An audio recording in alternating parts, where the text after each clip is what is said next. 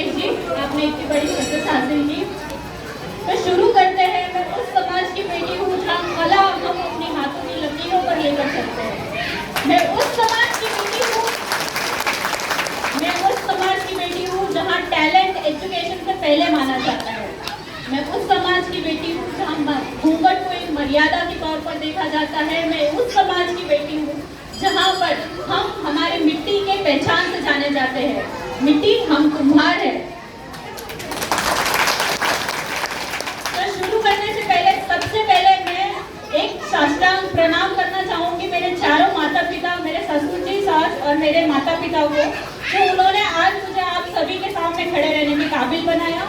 और दूसरा धन्यवाद करूंगी मैं मेरे साथी, मेरे हस्बैंड जी को, जिन्होंने मुझे कभी रोका नहीं, टोका नहीं, सिर्फ शादी के वचनों के साथ ही नहीं बल्कि उस वचन का मतलब समझाकर और मेरा हमेशा साथ निभाया। तो मैं Gayatri Prajapati, educating in doctor MS. Gosavi college of physiotherapy medical sciences, Nashik, third year student and soon to be as a doctor.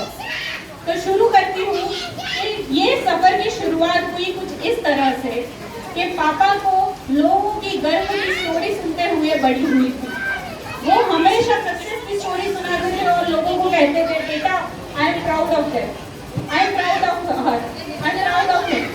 तो सुन के ऐसा लगा था कि ऐसा क्या करते हैं वो लोग कि पापा उनकी तारीफ करते हैं। आज तक तो मेरी नहीं थी। उम्मीद जगी उसी दिन में, करना तो कुछ ऐसा है कि पापा के मुंह से बस प्राउड ऑफ यू सुनना है। सपना तो देख लिया था, आगे बढ़ते बढ़ते अब पता तो था हार भी मिलेगी, नाकामयाबी भी मिलेगी, असफलता भी मिलेगी और कभी कभी उम्मीद भी टूटेगी। बट एक बार ठान लिया था, बस पापा के मुंह से I am proud of you बेटा सुनना था। तो आगे बढ़ते बढ़ते कुछ ऐसा हुआ कि एक बार असफलता मिली, हिम्मत टूटी और लगा कि बस अब तो नहीं होगा। आपको भी काफी डर लगा होगा। तो बस वही एक दौर होता है, तब अपने आप को एक सेल्फ कॉन्फिडेंस से समझाना होता है कि अगर आपके आगे चुनौती नहीं आएगी तो आपकी सक्सेस स्टोरी में मसाला क्या होगा, आपकी सक्सेस स्टोरी सुनने वाला क्या होगा, आपकी सक्सेस स्टोरी में मोटिवेशन क्या होगा। तो इसी तरीके से शुरू की मैंने अपनी जर्नी। बहुत बार ऐसा लगा कि अब और नहीं होगा। तो कितनी बार पापा को कहा, पापा सिलेक्शन कब होगा और अब कब सब अच्छा होगा। पापा ने जवाब दिया, बेटा तूने स्ट्रगल किया है ना, कल सब अच्छा होगा। और हो गया। आगे बढ़ी, शादी हो गई, मेरे हौसले नहीं टूटे। लोग जब हनीमून और अपने साथ अपने मूवी और अपने हस्बैंड के साथ घूमने का सोचते थे, उन पैसों को अपने एजुकेशन में लगाने का सोचा। और जब मेरे हौसले नहीं टूटे तो मेरे कंधों पर पंख लगाने वाले दो इंसान, मेरे ससुर जी और मेरे साथी, मेरे हस्बैंड, उन्होंने भी मुझे नहीं रोका और मेरी उम्मीद को और प्रेरणा के तौर से आगे करते हुए उन्होंने कहा, सोच ले सफर मुश्किल है पर हाथ मिलकर चलेंगे तो कभी गिरेंगे नहीं, और गिर भी गए तो उठाने के लिए मैं हमेशा हूँ तेरे पीछे।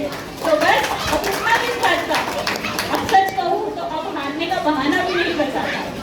तो आगे बढ़ते हुए चली जा रही थी, सक्सेस भी मिल रही थी।